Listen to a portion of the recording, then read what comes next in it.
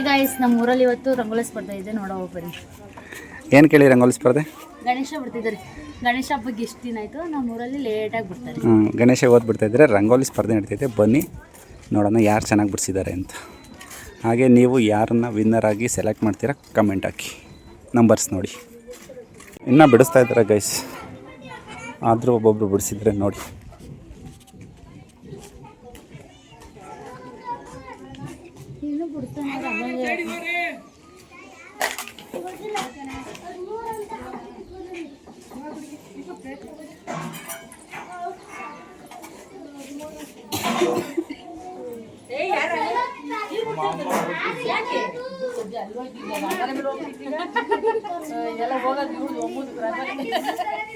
ಅಲ್ಲೇ ಇದು ಮಾಡ್ಬೇಕಾಗಿತ್ತು. ಸೈಡ್ ಬಿಡಿಸ್ಬೇಡಿ, ಯಾಕೆ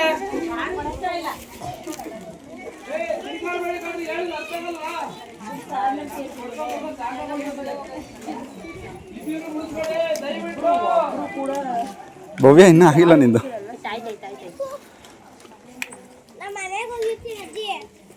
ಗಣೇಶ ಹೋಗ್ಬಿಡು. ಯಾರು ಬಿಡಿಸಿರೋದು ಗಣೇಶನ್?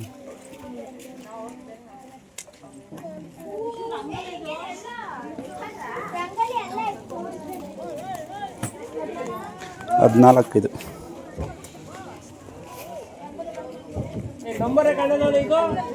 ಹದಿನೈದು.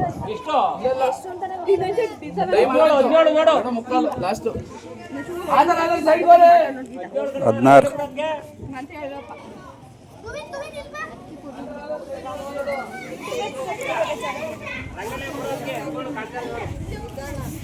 ಇರೋ 19 ಯಾರು ನಂಬರ್ ಹೋಗ್ಬಿಟ್ಟೈತೆ? 19.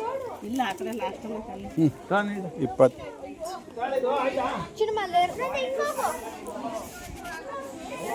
21. 22 ಇನ್ನೂ ಬಿಡಿಸ್ತಾ ಇದ್ದಾರೆ.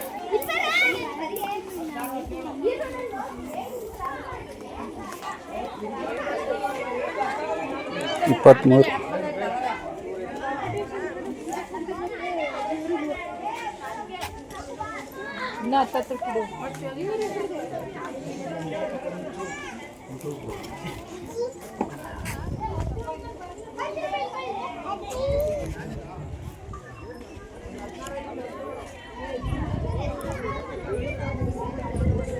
ಯಾರೋ ಬಿಡಿಸ್ ಹೊಡೆಸ್ಬಿಟ್ಟವ್ರಲ್ಲಿ.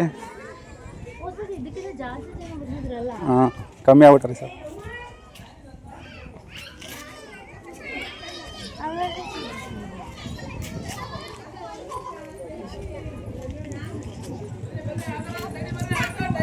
ನಂಬರ್ ನೋಡ್ಬಿಟ್ಟು ಕಮೆಂಟ್ ಹಾಕಿ ಗೈಸ್, ಯಾರು ಚೆನ್ನಾಗಿದೆ. 31 ಇದು. 32. 33. ಲಾಸ್ಟ್ 34. ಕಮೆಂಟ್ ಹಾಕಿ ಗೈಸ್, ಯಾರು ಚೆನ್ನಾಗಿದೆ ಅಂತ. ಇನ್ನೊಂದಿಬ್ಬರು 3 ಜನ ಬಿಡಿಸ್ತಾ ಇದ್ದಾರೆ, ಫೈನಲ್ ಟಚ್ ಕೊಡ್ತಾ ಇದ್ದಾರೆ.